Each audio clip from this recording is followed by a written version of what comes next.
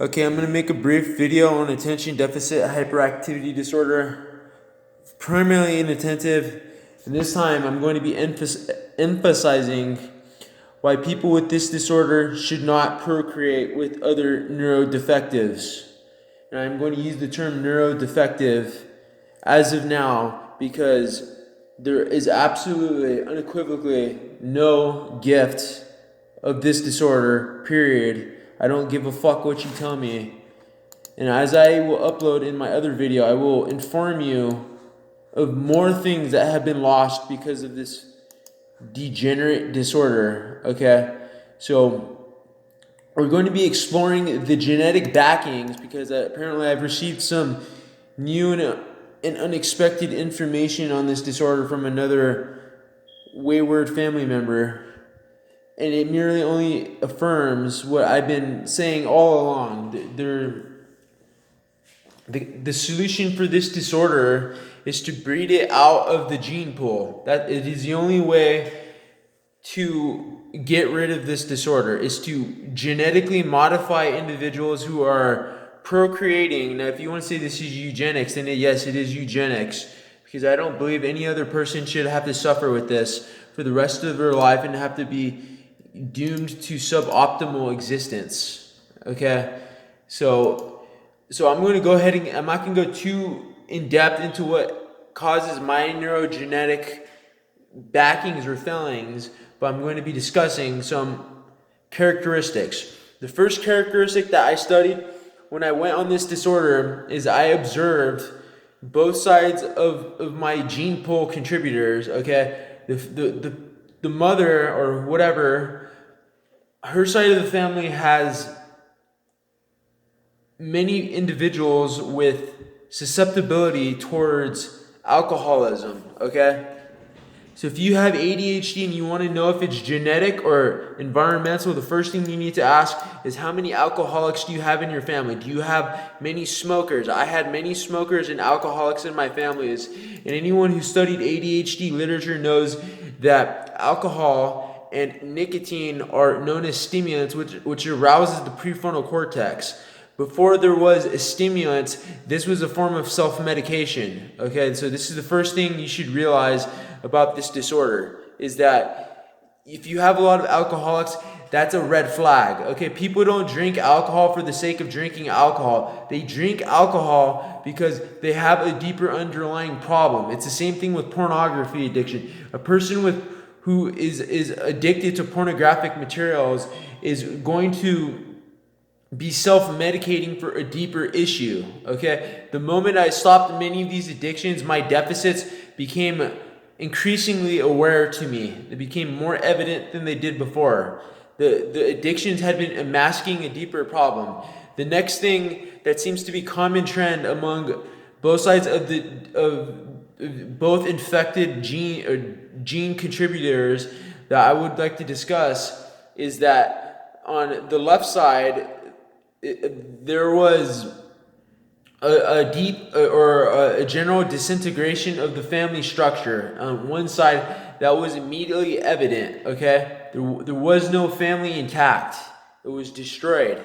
Same on the other side of my family as well. That was also destroyed in the process.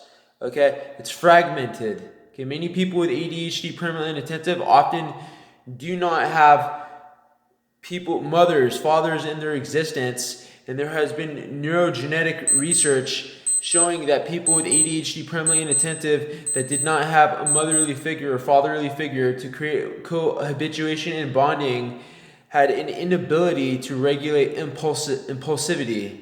Okay, so we're seeing here that there is a neurogenetic backing and there is a parental offspring backing to this disorder. Okay, there's multiple aspects to what's causing this. Okay, so that's the first thing I would check. I'm pretty sure mine's is genetic. It runs deeper than what I anticipated.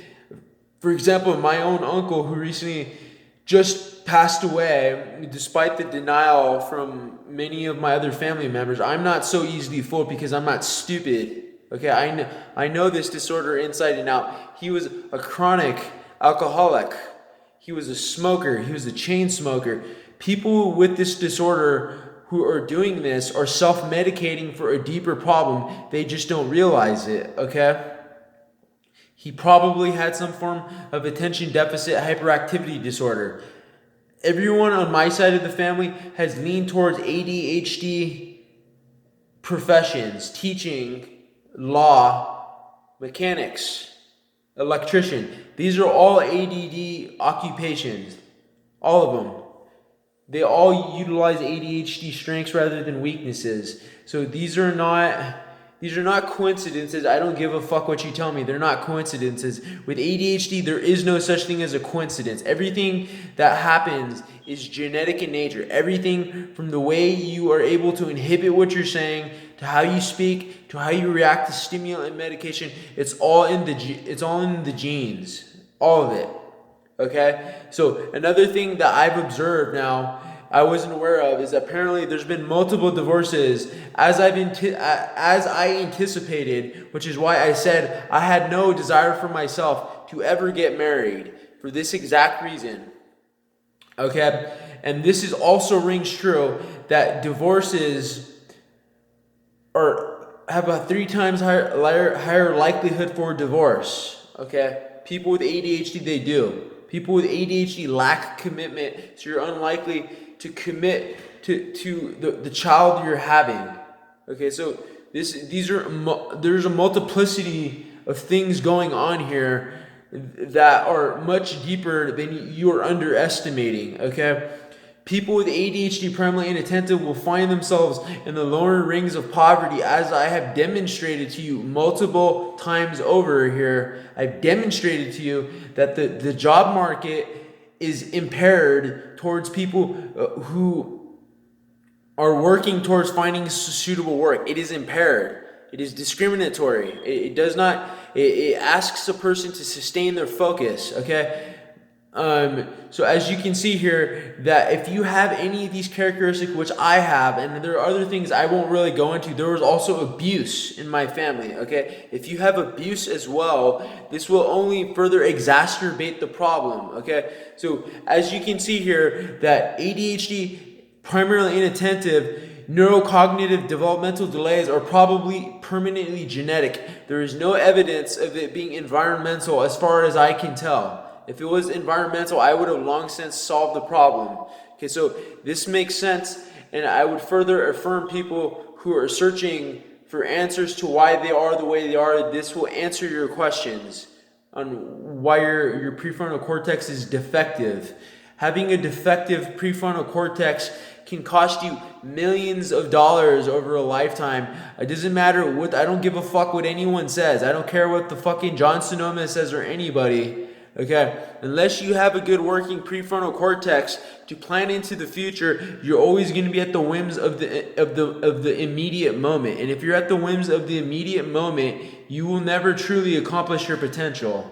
That is the fundamental problem with ADHD, primarily inattentive. Okay, so what I'm saying here, the point I want to get at is I want to affirm to you that your responsibility, if you are going to procreate with this disorder, do not, under any circumstance, procreate with the neurodefective. I'm using the term neurodefective. That is the terminology I'm going to start using now, because we are having neurodefective beings that are being bred into the human genome. Okay, now if you want to say that this is cold-blooded, then feel free. But to me, I would rather have children that don't have to do all sorts of absurd things just to achieve mediocre potential. It's just an insult to their intelligence and to their being. Okay, if I had a daughter, I wouldn't want her to have to use Pomodoro timers just to achieve a mediocre existence. Okay, why would you condemn your child to a pathetic existence? It's laughable. Okay, so if you're willingly procreating with another person with defective neurocognitive backings, then you are a piece of shit. Period. If you are knowingly doing this, at a minimum, you should be procreating with the neurotypical, and at least you give them the opportunity to be born normal, neurotypical, whatever. It doesn't fucking matter. Okay? So I want people to understand this, because by doing this, you have effectively condemned them to a suboptimal existence.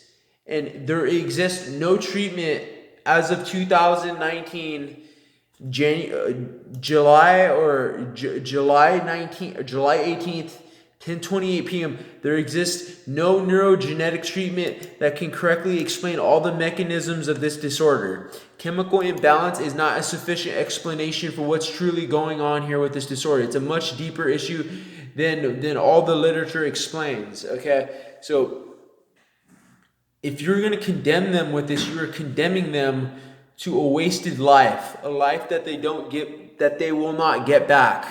Okay, so if you have this disorder, your responsibility is very simple. It's to live out your finite existence until you die.